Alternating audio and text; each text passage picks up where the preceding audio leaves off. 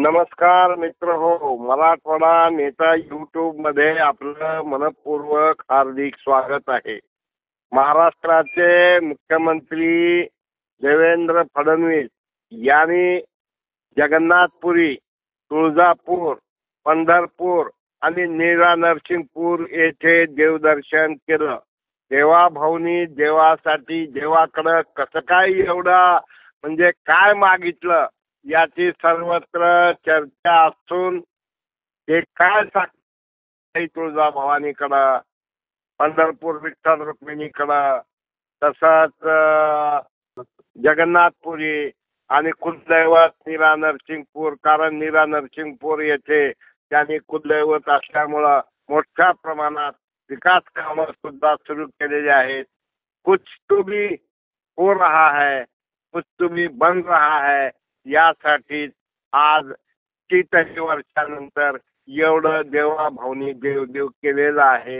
मित्र हो, मराठवाडा नेता YouTube शेअर करा, सबस्क्राईब करा, लाईक करा. धन्यवाद.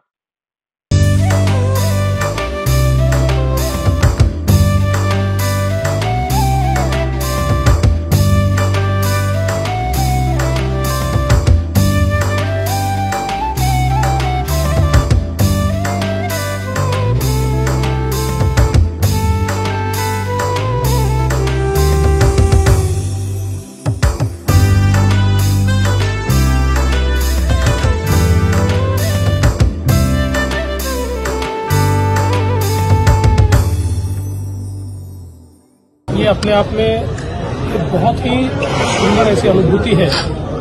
मैं इससे पहले भी यहाँ आ चुका हूँ और जब भी आता हूँ तो एक बहुत ही नई ऊर्जा मिलती है।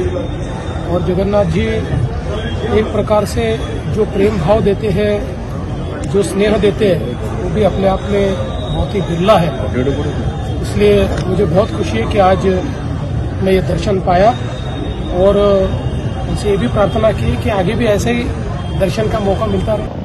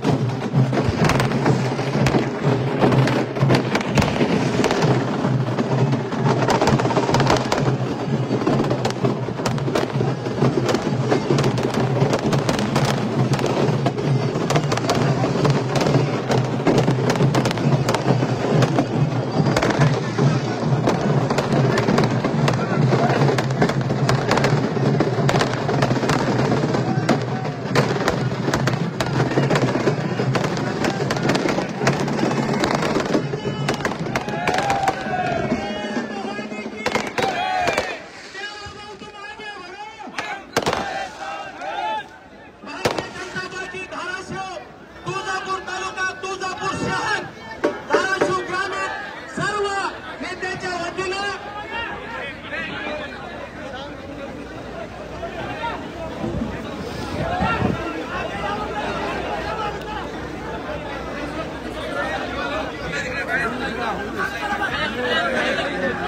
आदरणीय देवाभाऊ छत्रपती शिवाजी महाराज आणि धर्मवीर संभाजी राजांना अभिवादन करतायत।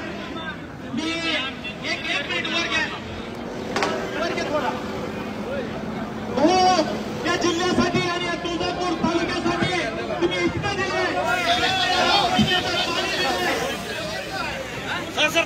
ह्या आम्हाला दिलेल्या सर्व गोष्टीबद्दल आम्ही आपलं स्वागत करतो, अभिनंदन करतो।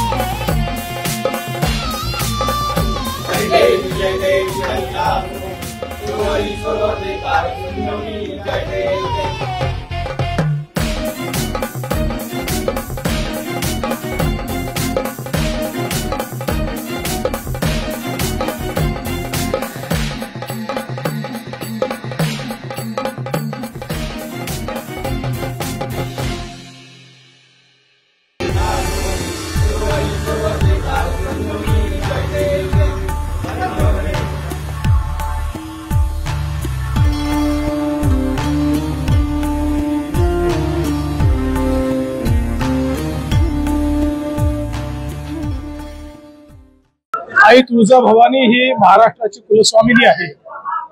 प्रत्यक्ष छत्रपतींना, छत्रपती शिवरायांना आई तुळजाभवानींचा आशीर्वाद होता आणि त्यांनी हिंदवी स्वराज्याची स्थापना केली, रयतेचं राज्य आणलं। आमचे आराध्य दैवत छत्रपती शिवराय आहेत, त्यामुळे त्यांनी ज्या प्रकारे राज्यकारभार चालवणं आमच्याकडून अपेक्षित आहे तसाच राज्यकारभार चालावा हीच आईच्या चरणी प्रार्थना आहे आणि त्याकरता आईने आम्हाला आशीर्वाद द्यावा ही आईच्या चरणी प्रार्थना आहे। या निमित्ताने एक अतिशय चांगला विकास आराखडा आपण तयार केलेला आहे। मंदिराचं काम देखील चालू झालेलं आहे। राणा जगजित सिंगजी यांनी स्वतः त्याच्यामध्ये खूप चांगलं लक्ष घातलेलं आहे। मला अपेक्षा आहे की पुढच्या 2 वर्षामध्ये याचा पूर्णपणे कायापालट झालेला आपल्याला पाहायला मिळेल आणि अतिशय सुंदर अशा प्रकारचा सगळा परिसर आपल्याला पाहायला मिळेल। मंजुरी आराखड्याला मंजुरीच आहे, त्यात काही टेक्निकल गोष्टी आता फक्त अंतर्भूत करायच्या, तेवढं झालं की सगळी मंजुरी होणार आहे। पण त्याची वाट न पाहता आम्ही तात्काळ जी महत्वाची कामं आहे त्याच्याकरता पैसा रिलीज करतो। सर, एकच प्रश्न, उदयनराजेंनी शिवाजी महाराजांबद्दल जे वक्तव्य वेगवेगळे होत राहतात त्याच्याबद्दल नाराजी केली, सरकारवर नाराजी व्यक्त संभाजी महाराजांनी केलेली आणि त्याच्यात प्रकाश आंबेडकरांनी सुद्धा टीका केलेली आणि स्पष्ट करावाची भूमिका मागणी केलेली आहे। छत्रपती शिवराय हे आमचे आराध्य दैवत आहेत आणि आम्ही छत्रपती शिवरायांचा मान सन्मान स्वाभिमान राहावा याकरता जे लागेल ते करेल। खरं म्हणजे उदयन महाराजांना निश्चित प्रश्न विचारण्याची अधिकार आहे आणि मला देखील ते भेटले आहेत। त्यांची अपेक्षा एवढीच आहे की अशा प्रकारे जे करतात त्यांना कडक शासन झालं पाहिजे, ते आम्ही निश्चितपणे करू आणि त्याचसोबत छत्रपतींच्या वंशजांना जे पुरावे मागतात त्यांच्यावरही तेवढंच कडक शासन झालं पाहिजे। पंढरपूरमध्ये मागच्या काळामध्ये आपण मंदिराचं काम चालू केलं होतं. आज मी ते जाऊन बघितलेलं आहे. अतिशय समाधानकारक काम चाललेलं आहे. खूप चांगल्या पद्धतीनं रेस्टोरेशन झालेलं आहे. जुनं स्वरूप आपण बऱ्यापैकी रिस्टोर केलं आहे. त्यातलं जास्तीत जास्त काम हे आषाढीच्या आधी आपण पूर्ण करू शकू असं वाटतंय. काही काम मात्र आषाढी नंतर देखील होईल. याच्या व्यतिरिक्त कॉरिडॉरचं काम जे आपल्याला करायचं आहे त्याचा एक ब्रॉड आराखडा आपण तयार केलेला आहे. त्यामध्ये आपला प्रयत्न असा आहे की काही प्रॉपर्टीज आपल्याला ॲक्वायर कराव्या लागतील, पण त्या लोकांना कुठल्याही परिस्थितीत विस्थापित न करता अतिशय चांगलं कम्पेन्सेशन द्यायचं. ज्यांची दुकानं आहेत त्यांना दुकानं द्यायची आणि कम्पेन्सेशन द्यायचं. घराच्या लोकांनाही अतिशय चांगलं कम्पेन्सेशन द्यायचं. मी असं म्हणेन की आत्तापर्यंत कुठल्याही प्रोजेक्टमध्ये मिळालं नाही असं कम्पेन्सेशन या ठिकाणी आम्ही देणार आहोत आणि लोकांना विश्वासात घेऊन हे करणार आहोत. त्या संदर्भात जिल्हा प्रशासनाने एक चांगला आराखडा तयार केलेला आहे. मी त्यांना गो अहेड दिलेला आहे. मी त्यांना सांगितलंय की आता लोकप्रतिनिधी आणि जे काही त्या भागातले लोक आहेत यांच्याशी या आराखड्यावर चर्चा करा. त्यांना समजावून सांगा आराखडा काय आहे, त्यांना समजावून सांगा आपण काय देणार आहोत आणि त्यानंतर लगेच आपण ॲक्विजिशनचं काम जे आहे ते सुरू करू. त्यामुळे कुठेही लपालपी न करता लोकांना विश्वासात घेऊन हे काम लवकर सुरू करायचं. आम्हाला पुढच्या 3 महिन्यात आम्हाला ॲक्विजिशनचं काम सुरू करायचं.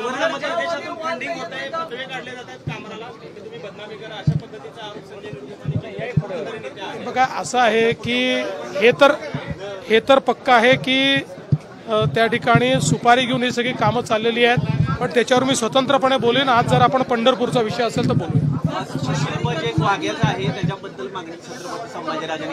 सरकारची भूमिका स्पष्ट करा. बघा पहिली गोष्ट अशी आहे की या संदर्भात सगळ्यांची चर्चा करावी लागेल, कारण शेवटी त्याच्याकरता पैसे होळकरांनी दिलेले आहेत आपल्याला कल्पना आहे. त्यामुळे मोठ्या प्रमाणात समाजाचा रोष देखील आहे की असं कसं तुम्ही डायरेक्ट काढून टाकणार. इतके वर्ष झाले आहेत त्या ठिकाणी ती काही जे काही तो वाघ्याचा पुतळा समाधी जे काय म्हणाल ते आहे.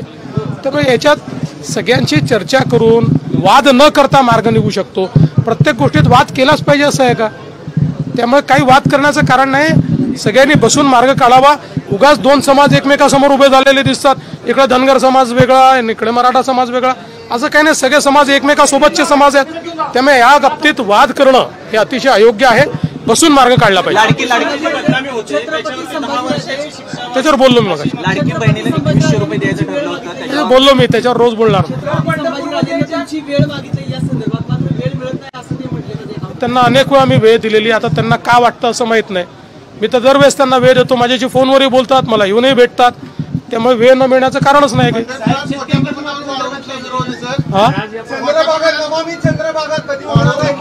नमामी चंद्रभागेचं काम ऑलरेडी सुरू झालेलं आहे. ते काम काही लगेच पूर्ण होऊ शकत नाही. त्याला वेळ लागणार आहे, कारण एक नगरपालिका, एक ग्रामपंचायत, एक नाला, सगळं जाणारं घाण पाणी हे ट्रॅप करावं लागणार आहे. पण काम आपण सुरू केलं. अजितदादांनी जी भूमिका मांडली आहे ती सरकारची आहे. अजितदादांनी कधीही म्हटलं नाही की शक्य नाही.